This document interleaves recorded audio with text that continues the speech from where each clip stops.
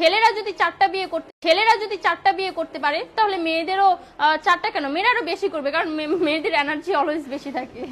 ছেলেরা যদি চারটা বিয়ে করতে পারে তাহলে মেয়েরা পারবে না কেন? অবশ্যই পারবে, কারণ নারী পুরুষ সমান অধিকার। আর যদি একটা কথাই চিন্তা করি তাহলে মেয়েদের চেন কোনো কাজে লাগে না, চেন খুলে মোতার অধিকার তো তাদেরও আছে। মালে আসেন, একটা চাবি দিয়া যদি চারটা তালা খোলা যায় ওটাকে বলা হয় মাস্টার কি, আর একটা তালা যদি চারটা চাবিতেই খুলে সেটাকে বলা হয় খাঙ্কি।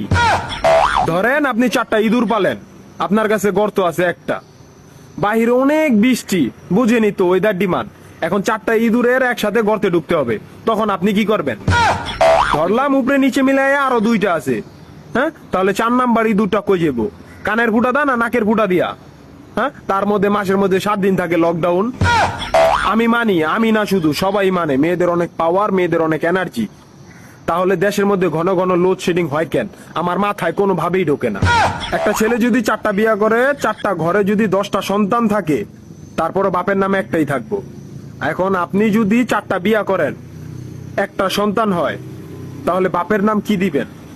সলিমুদ্দিন, কলিমুদ্দিন, আনোয়ার, মনোয়ার, নাকি ঘরে মিলাইয়া জানোয়ার?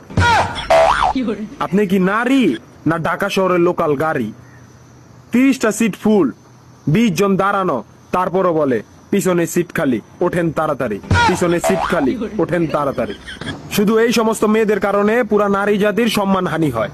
আমাদের উচিত সিটি কর্পোরেশনের কুত্তা মারার ইঞ্জেকশন দিয়া এদেরকে মেরে ফেলা, যাতে এদের জন্য অন্য কোনো মেয়েদের কেউ খারাপ নজরে না দেখে। মা রানী।